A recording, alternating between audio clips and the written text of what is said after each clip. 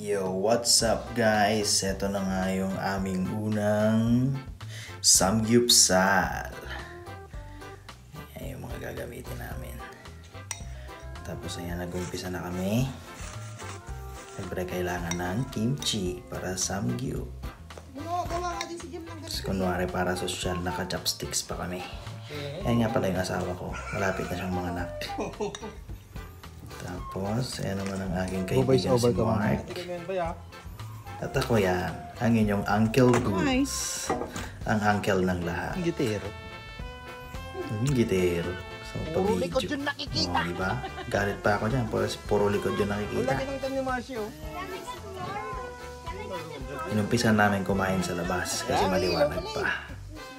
Pero maya maya, papasok din kami yan. Ayan, nasa loob na kami ng bahay niyan kasi madilim na.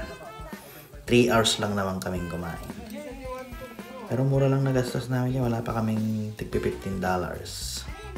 At busog na kaming lahat. Yan si Bernardo. At ako ulit, syempre. Nagsawa kayo sa mukha ko. Nakalive pa kami dyan habang kumakain. Yung kuya ko dyan. Yan. Yung gitero, papabigyo. Big one is better. Ayan. Wow. Kaya na yung pagkain. Sobrang sweet nyo naman dalawa. Sarap nito eh. Ginagawa namin yan once a week Kunat mo rin? para masaya. Kunat lo. Hindi pa yan. Yan ang buhay dito sa Canada. Para hindi ka ma-bored. Kain ka lang dapat ng kain. Tapos hindi naman kailangan mahal yung kakainin mo. Kailangan lang masaya ka. Meron pa kaming lettuce. Haba pala nito. Ayan yung asawa ko syempre. Hindi papahuli yung alak. Yung mga asawa nyo, pinipigilan kayo mag-inom. Yung asawa ko, yung tatangkero sa amin. Nakita nyo naman yan.